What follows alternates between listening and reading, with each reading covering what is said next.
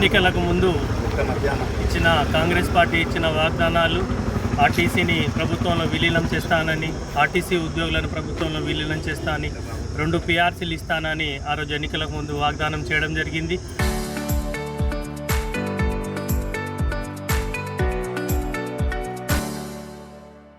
రెండు సంవత్సరాలు దాటినా కానీ ఆ వాగ్దానం నెరవేర్చకపోవడంతో తప్పనిసరి పరిస్థితుల లోపల ఆర్టీసీ ఉద్యోగులు సమ్మబాట పట్టారు. సుదీర్ఘమైన 72 గంటల సమ్మెకాలానికి ప్రభుత్వము స్పందించి ఎట్లా అంటే మా సోదరుడు శంకర్ గౌడ్ గారు ప్రాణత్యాగాన్ని కొడిగట్టారు. అట్లాగే ఇంకో 3 సోదరులు వారు కూడా మందులు తాగి సమ్మెకు మేము సైతం అని ఆహ్మాతుకి పాల్పడడంతో ప్రభుత్వం కన్ను తెరిచి మా సమస్యలను ఓ కమిటీ ద్వారా పరిష్కరించింది. ఏదైతేనేమి ఇప్పటికైనా 72 గంటల పోరాటంలో మేము మా ఆప్తుని కోల్పోయినా ఇంకో 3 ఆప్తులు ప్రమాదంలో ఉన్నారు.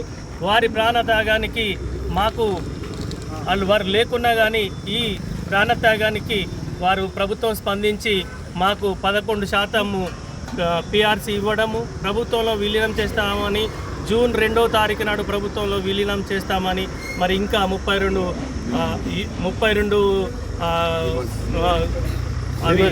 డిమాండ్స్ను పరిశీలించి మాకు చేయూతనిచ్చారు. ఈ ప్రభుత్వానికి మేము కృతజ్ఞతలు తెలుపుకుంటున్నాము.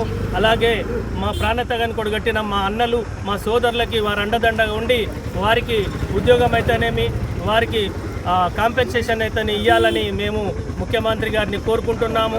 మాకు అండగా ఉండిన కాంగ్రెస్ పార్టీ మంత్రులైతేనేమి, ముఖ్యమంత్రి గారు అయితేనేమి మా ఆర్టీసీని కాపాడి మా ఉద్యోగులను కాపాడడానికి వారికి రుణపడి ఉంటాము. జై ముఖ్యమంత్రి గారు మరి ఆ రోజు కాంగ్రెస్ ఎలక్షన్స్ ముందు ఇచ్చిన మేనిఫెస్టోల అయ్యో ఆ రోజు ఇచ్చినాం కదా, మరి ఇలా కాంగ్రెస్ ఇచ్చిండ్రు కదా, మరి ఆర్టీసీ కార్మికులు ఇలా రోడ్ ఎక్కడం జరిగింది. సరే కొంత జాప్యం జరగవచ్చు, కానీ వాళ్లకు ఏనాడైతే మనం మేనిఫెస్టోలో పెట్టినామో అవి మొత్తం ఇవ్వండి అని వారు ఒక్క మాట చెప్పగానే గౌరవనీయులు మంత్రులు వాళ్ళు శ్రీధర్ బాబు గారు, బట్టి విక్రమార్క గారు, అడ్డూరు లక్ష్మణ్ కుమార్ గారు, వివేక్ గారు, పొన్నం ప్రభాకర్ గారు అందరూ వాళ్ళు మా జేఏసీ కమిటీని పిలిచి అయ్యా మీరు రండి అని పిలిచి గౌరవనీయులు ముఖ్యమంత్రి గారు మీ కష్టానికి కృషి చేసి మీరు చేసిన ఫలితం ఇగో ఇవన్నీ మీకు ఇవ్వనడం అని చెప్పి వాళ్ళు ఒక 2 మాటలనే అన్నీ ఇవ్వడం జరిగింది. మాకు ఇలా మేము కాంగ్రెస్ ప్రభుత్వానికి మేము ఆర్టీసీ కార్మికులకు జీవితాంతం రుణపడి ఉంటాం. ఏ పని చెప్పినా కానీ చూచ తప్పకుండా వారు చెప్పిన దాన్ని ప్రతి చేస్తాం. ఇక నుంచి కాంగ్రెస్ ఎంబడే ఉండుకుంటూ కాంగ్రెస్కు దేనికైనా సపోర్ట్ చేస్తామని ఈ మా జగిత్యాల డిపో జేఏసీ తరఫున వారికి చెప్పడం జరుగుతుంది. టోటల్ తెలంగాణలో 97 డిపోలలో ఉన్న ప్రతి ఆర్టీసీ కార్మికుడు కాంగ్రెస్ వెనువెంటనే ఉంటాడు. ఏది చెప్పినా చూసి తప్పకుండా పాటిస్తాం. 3 రోజులుగా సమ్మె చేస్తున్న సందర్భంగా 3 రోజులకే సీఎం రేవంత్ రెడ్డి గారు, పొన్నం ప్రభాకర్ గారు మమ్మల్ని ఆలోచించి మాకు తొందరగా నిర్ణయం తీసుకున్నందుకు వారికి ఈ సందర్భంగా పొన్నం ప్రభాకర్ గౌడ్ గారికి కృతజ్ఞతలు ఆర్టీసీ తరఫున తెలుపుతూ, గత ప్రభుత్వం 35 రోజుల వరకు సమ్మె చేసినా 53 రోజులు చేసినాం, అయినా ఏనాడు కూడా మాకు ఎంతోమంది చావు కారణమైన ఆ రోజులలో ఈరోజు 3 రోజులనే మాకు ఇంత తొందరగా ఈ నిర్ణయం తీసుకుంటారని మేము అనుకోలేదు. వారికి ముఖ్యంగా పొన్నం ప్రభాకర్ గౌడ్ గారికి ధన్యవాదాలు తెలుపుకుంటూ ముగిస్తున్నాను. జేఏసీ పక్షాన గౌరవ ముఖ్యమంత్రి వర్యులు రేవంత్ రెడ్డి గారికి, బట్టి విక్రమార్క గారికి, గౌరవనీయులు మంత్రివర్యులు హుస్నాబాద్ శ్రీ పొన్నం ప్రభాకర్ గౌడ్ గారికి, హుస్నాబాద్ జేఏసీ పక్షాన హుస్నాబాద్ ఆర్టీసీ నాయకులకు మా కార్మిక కృతజ్ఞతలు తెలియజేసుకుంటా ఉన్నా. ఎందుకంటే గత ప్రభుత్వం చేస్తున్న తరుణంలో 55 రోజుల సమ్మెలో 38 మంది చనిపోవడం జరిగింది. మరి 55 రోజుల సమ్మెలో ఎలాంటి మాకు నిర్ణయాలు, మాకు అధికారాలు ఏమీ రాలేదు. గత 3 రోజులలో మాకు ఇంత నిర్ణయము ఇంకా తీసుకుంటారని మేము కూడా ఊహించలేదు. పొన్నం ప్రభాకర్ గౌడ్ గారికి మా జేఏసీ పక్షాన కృతజ్ఞతలు తెలియజేసుకుంటా ఉన్నా. ఎందుకంటే 11% మాకు ఫిట్మెంట్ ఇవ్వడము, ఆర్టీసీలో విలీనం చేయడము, బ్రెడ్ విన్నర్స్ వాళ్ళకు డైరెక్ట్ రెగ్యులర్ ఇవ్వడం, అన్ని దాదాపుగా 33లో మాకు 100%గా నచ్చింది.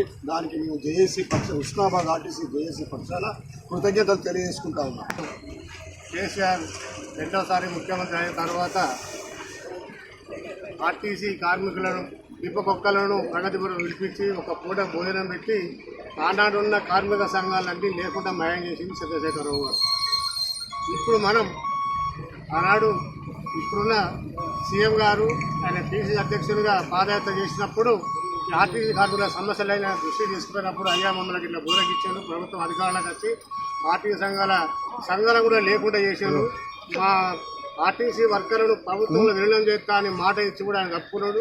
మరి మీరన్నా ఆ మాట మాకు ఇస్తే మేమంతా ఆర్టీసీ కార్మికులంతా ముక్తంతో మీకు ఓట్లేసి ఇవాళ ప్రజాపాలన ప్రభుత్వాన్ని వస్తాడు మేము అంతా కృషి చేస్తామని ఎప్పట్లా రేవంత్ రెడ్డి గారు ఆనాడు హామీ ఇచ్చాడు.